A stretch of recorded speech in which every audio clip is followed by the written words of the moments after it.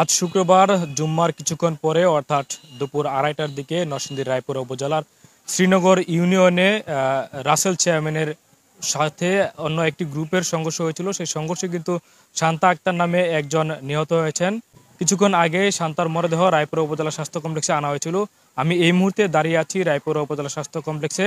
এখানে ঘটনাস্থল পরিদর্শন করেছেন রায়পুর থানার পুলিশ সদস্যরা এবং যে শান্তার যে মরদেহ রায়পুর উপজেলা স্বাস্থ্য কমপ্লেক্সে আনা হয়েছিল সেখানে উপস্থিত হয়েছিলেন অফিসার ইনচার্জ আদিল মাহমুদ।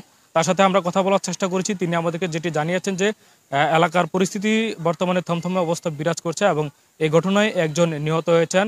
আপনাদেরকে আরেকটু বিষয় জানিয়ে রাখি, আজকে যে গুলিবিদ্ধের ঘটনায় শান্তা আক্তার মারা গেছেন তার স্বামী শাকিল তখন বিষয়টি তার স্বজনদেরকে জানালে তারা আহত অবস্থায় শান্তাকে উদ্ধার করে হাসপাতালে নিয়ে আসে। আমি পিছনে যে দৃশ্যটি আপনাদেরকে যদি দেখাই, এখনো কিন্তু নিহতের যে স্বজনরা তারা কিন্তু হাসপাতালে অবস্থান করছেন এবং শান্তার মরদেহ কিন্তু অ্যাম্বুলেন্সে করে তাকে নেওয়া হয়েছে। এই মুহূর্তে এলাকায় পুলিশ অবস্থান করছে এবং হাসপাতালের পরিবেশও দেখেছি আমরা যে তার স্বজনদের কান্নায় ভারী হয়ে পড়েছে। আরেকটি বিষয় হচ্ছে, এলাকায় এখনো পুলিশ মোতায়েন করা হয়েছে।